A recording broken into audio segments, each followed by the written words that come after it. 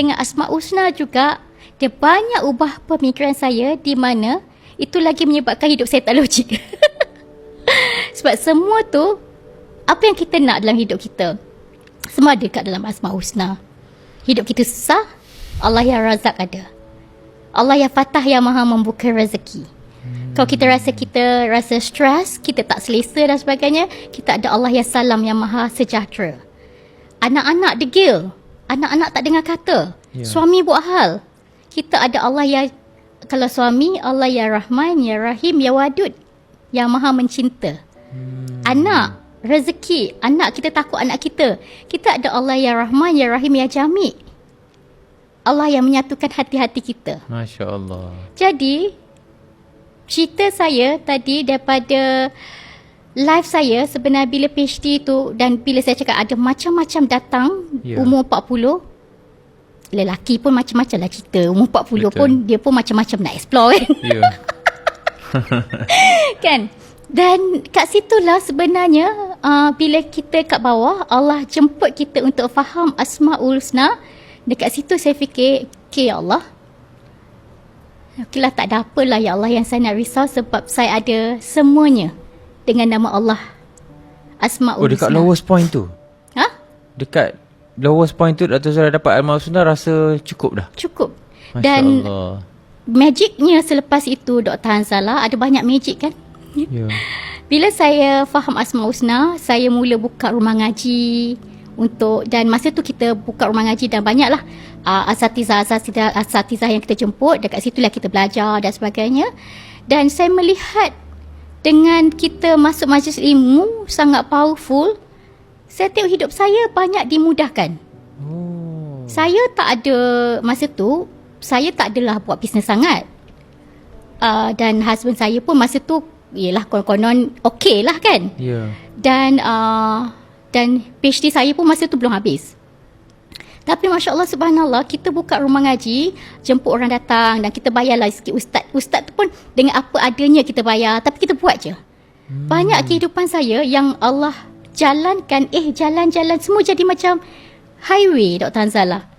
Highway, sampailah satu ketika saya masuk satu majlis ilmu di mana ustazah tu cerita, dia kupas tentang surah An-Nisa ayat 100.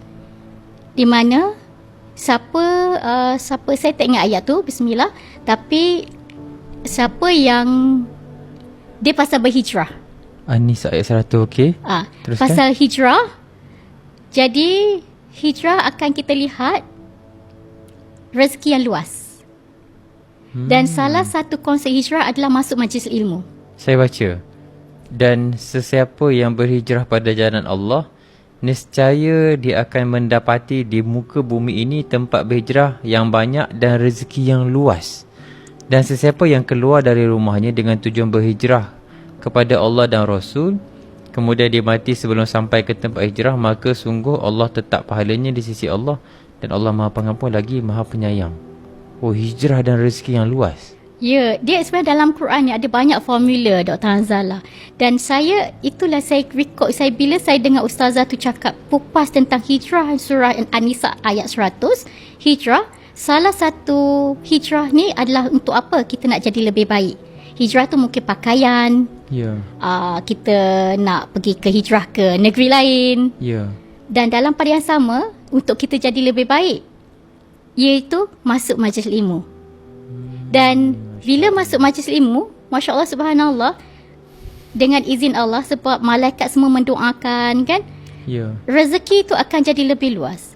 Dan saya perasan kadang-kadang bila saya rasa rezeki sempit, saya akan refer balik, aku ni dah lama ke tak masuk kelas. Maksudnya masuk kelas tu adalah kita nak hijrah lebih baik.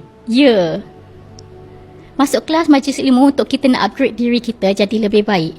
Sebab bila kita masuk majlis ilmu, kita akan tutup dan padamkan kesilapan-kesilapan apa yang kefahaman kita yang salah.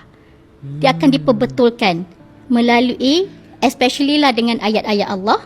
Dia akan betulkan pemikiran kita. So daripada kita merentan-rentan, kita merungut, kita akan tak jadi merungut dan sebagainya. Dia akan mengubah pemikiran. Dan secara logiknya bila kita belajar tentang psikologi, attitude dan behavior, ubah pemikiran akan ubah emosi. Ubah emosi akan ubah tingkah laku. Ubah tingkah laku akan ubah kehidupan dan hasil kita. Masya Allah. So, maknanya sekarang ni sebenarnya dalam Quran ada banyak formula di mana kita nak ubah kehidupan kita. Salah satunya adalah surah An-Nisa ayat 100. Masya Allah.